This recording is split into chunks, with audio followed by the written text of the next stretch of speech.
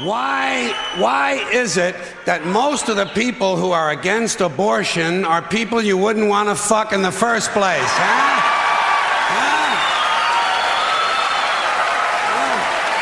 They're not pro-life. You know what they are? They're anti-woman. Simple as it gets. Anti-woman. They don't like them. They don't like women.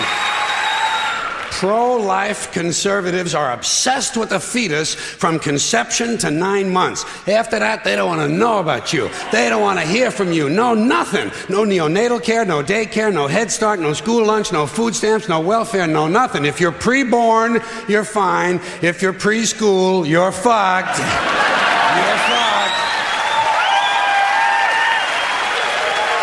Conservatives want live babies so they can raise them to be dead soldiers. Pro-life. Pro-life. You don't see many of these white anti-abortion women volunteering to have any black fetuses transplanted into their uteruses, do you? No, you don't see them adopting a whole lot of crack babies, do you? No, that might be something Christ would do. Now, is a fetus a human being? This seems to be the central question. Well, if a fetus is a human being, how come the census doesn't count them? If a fetus is a human being, how come when there's a miscarriage, they don't have a funeral?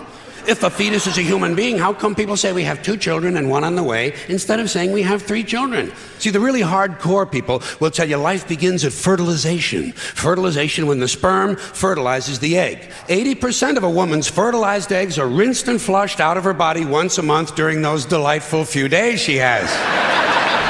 They wind up on sanitary napkins, and yet they are fertilized eggs. So basically what these anti-abortion people are telling us is that any woman who's had more than 1 period is a serial killer.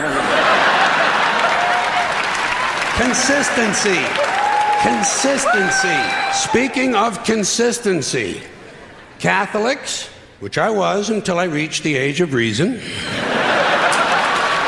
Catholics and other Christians are against abortions, and they're against homosexuals.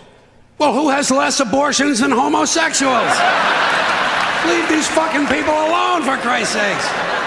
Here is an entire class of people guaranteed never to have an abortion. And speaking to my friends, the Catholics, when John Cardinal O'Connor of New York and some of these other cardinals and bishops have experienced their first pregnancies and their first labor pains, and they've raised a couple of children on minimum wage, then I'll be glad to hear what they have to say about abortion. I'm sure it'll be interesting. Enlightening, too. But people say life begins at conception. I say life began about 1 billion years ago, and it's a continuous process. Continuous, just keeps rolling along. Rolling, rolling, rolling along.